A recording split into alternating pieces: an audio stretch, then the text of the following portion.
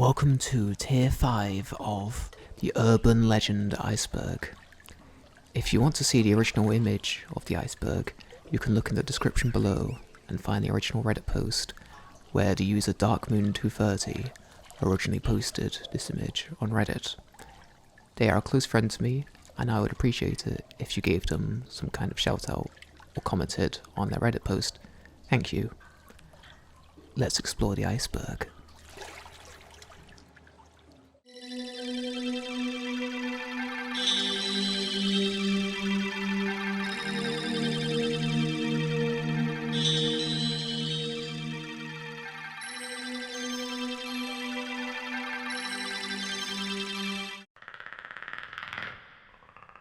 Spring Hill Jack was an urban legend about a creature that was allegedly seen several times in the 1800s. This creature resembled that of a man with the face of a devil. This creature had eyes of fire and would often be seen with a mouth of blue and white fire as well. He would often be seen playing tricks on the citizens of London and would leap incredibly high to get away from anyone catching him. However, this creature's tricks ended up becoming more harmful as he started to assault people who were just going about their daily lives. This was first reported by Mary Stevens, who reported that this creature allegedly attacked her while she was returning from visiting her parents. This creature was said to have smelt like rotting flesh and was said to have felt like a corpse. Whilst this creature ripped into her clothing, Mary luckily managed to escape with her life. A search was conducted to look for this creature, however, nothing was ever found. On January the 9th, the Lord Mayor of London decided to take this situation seriously by setting up a reward system after hearing multiple complaints from people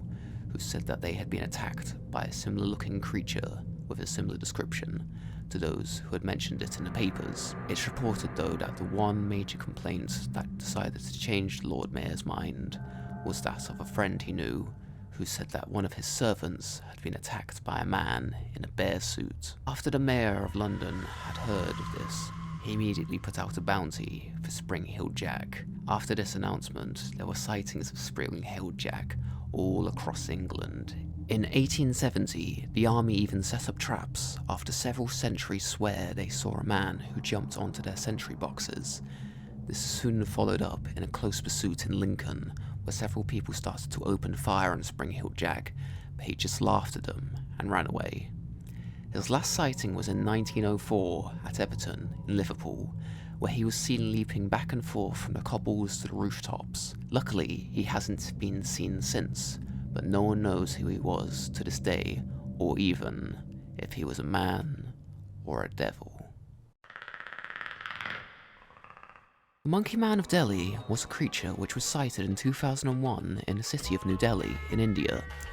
Eyewitnesses say that this creature looks similar to that of a monkey, only this creature seemed to be nocturnal. People say that this creature wore metal claws, a metal helmet, metal trousers. There's some people who even state that it had red eyes underneath the goggles that it wore as well, and that it had 3 buttons on its chest. Some people believe that this monkey was a representation of the human deity called Hanuman, who was the god of courage, self-discipline, wisdom, strength, and devotion. Some people reported being scratched by this creature's claws, and there were even alleged reports of people being killed by this creature, which caused the police to eventually get involved. The only known weakness to the Monkey Man of Delhi was that if you shone a light in its eyes, then it would be blinded for a while, as people thought that it wore night vision goggles. People also say that if you threw water on its chest, it would allegedly short-circuit the buttons attached to its chest, as it was some kind of robotic gear which helped it get around. Paul is Dead is a rumour surrounding the musician Paul McCartney, where it was reported that Paul McCartney crashed in his car on the M5 in the UK in 1966. However, such an event never happened, but fans started to speculate that Paul McCartney had been replaced by an imposter called Billy Shears, who looked exactly like Paul McCartney. Apparently the Beatles have made several references to Paul's death. These include John Lennon's vocals at the end of Strawberry Fields Forever, which fans reported saying, "I buried Paul," but John Lennon has stated multiple times saying that he said cranberry sauce instead. There are several references, apparently, on the Sgt. Pepper's album cover as well, which people point to as evidence, such as the bouquet of flowers in the shape of a bass, which was the instrument Paul played the most in the Beatles. One of the most famous references was in the song Revolution No. 9, in which a voice can be heard repeatedly saying "Number 9, but people have reversed this audio and heard "Turn Me On, Dead Man." John Lennon has also referenced this rumour in a later song in his solo career on the album Imagine, with a song called How Do You Sleep, which was already a song about how much John Lennon disliked Paul McCartney, but he referenced this in the line, "Those freaks was right when they said you was dead." The Spider and the Hairdo is about a young woman who doesn't bother to wash her hair because she wants to keep it in the same beehive hairstyle every day, so she could show it off to her friends. However, she ends up not washing her hair for around 3 months, when suddenly the next day in school, her head crashes down onto her desk. The teacher proceeds to check up on her, when suddenly they notice blood falling down her head. When this student is transported to the hospital, it is revealed that this student had black widows growing in her hairdo, and they eventually ate into her scalpel. This urban legend also has a very similar version, starring a hippie as the main character instead, and at the end, maggots start to devour their scalpel. This urban legend is said to have been created as far back as the 13th century, where a story appeared of a woman not going to church on time, and was punished by the devil entering into her hairdo as a spider, and this caused her to die. Futakuchi-onna is a creature in Japanese mythology which appears to be a regular woman who has been afflicted by a terrible curse or disease. One of the original stories of Futakuchi-onna goes that a stingy man could not bear the thought of having to pay for meals for her wife and a future family. This was until he met a woman one day who he saw ate barely any food, so he decided that this woman should be his wife. However, he noticed that his rice supply was slowly decreasing. He thought that this woman was secretly eating, so he decided to fake going to work and waited until he saw his wife start eating from the rice reserve. Then he would confront her about it. That was until he saw his wife undo the back of her hair to reveal a mouth in the back of her head that started eating out of the rice reserve, using the woman's hair to grab handfuls of rice, rapidly devouring each piece the mouth was given. The second mouth would often cry out in pleasure in a deep, raspy voice. When he learned of this news, he decided to divorce his wife immediately, but before he could sign any kind of contract, his wife learned of what he planned to do and trapped him in her bathtub and took him up to the mountain. The man luckily escaped the bathtub before the Futakuchi-onna noticed. He hid in a strongly scented lily marsh until he knew that the creature was gone. Another story tells of a stepmother who would feed her own daughter more than enough food, but would often starve her stepdaughter, who she gave a minimum amount of food to survive on. The stepdaughter grew more ill as the days went on, but the stepmother didn't do anything to help her stepdaughter's illness, until the stepdaughter eventually starved to death. After 49 days, the stepmother was struck down with a terrible headache, which eventually caused the back of her head to crack open, revealing large teeth, lips, and a tongue. This mouth would eventually cause the stepmother a great amount of pain until it was fed, and if it wasn't, it would scream out in the voice of her dead stepdaughter, leaving the stepmother to have to constantly feed both of her mouths, whilst also feeling the same starvation that her stepdaughter faced in her final days.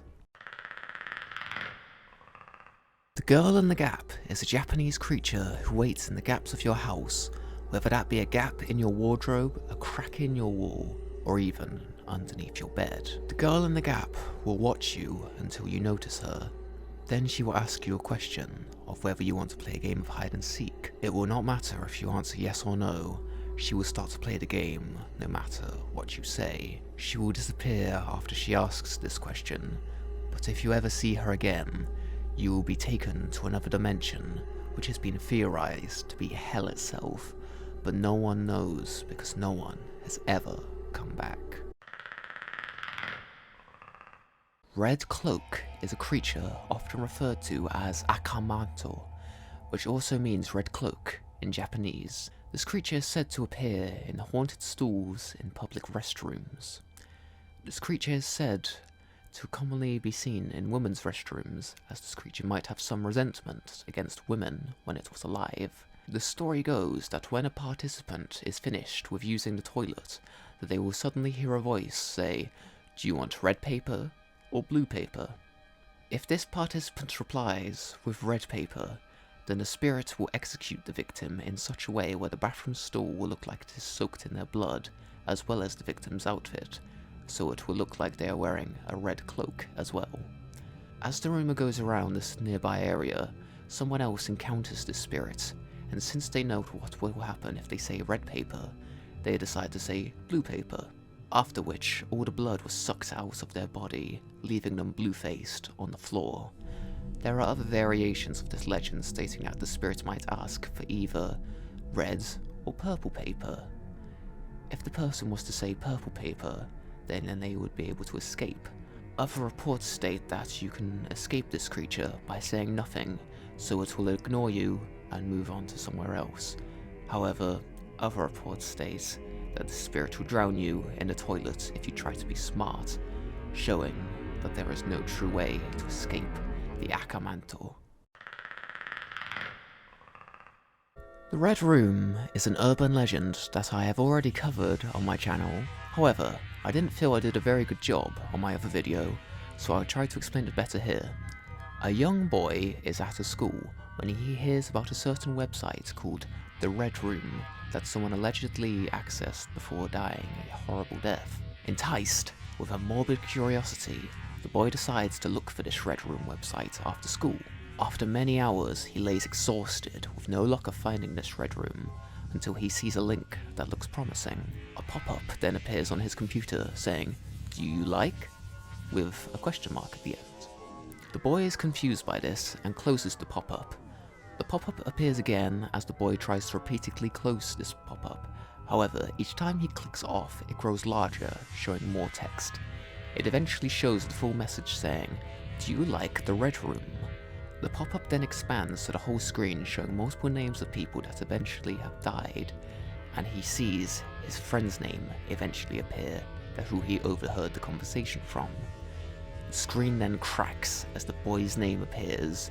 His parents enter his room, only to see nothing but his blood covering the walls of his room.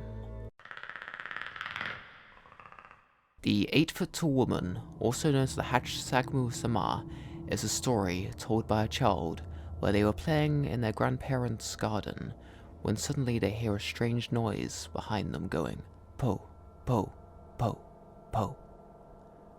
They think that this voice sounds like a deep male's voice. This child then sees a straw hat left on top of the hedge.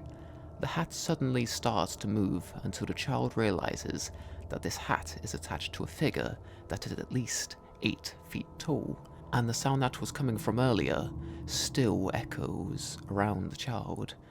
The child sees that this is in fact a woman. The woman then smiles at the child and walks into the distance, echoing her chants throughout the land.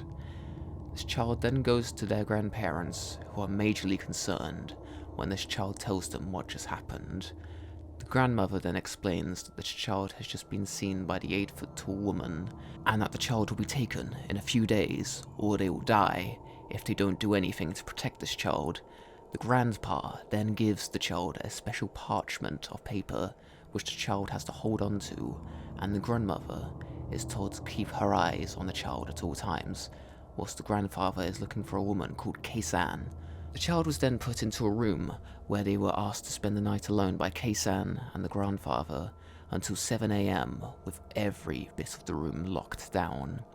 This was to make sure that the 8-foot-tall woman wouldn't steal their child in the late hours of the night.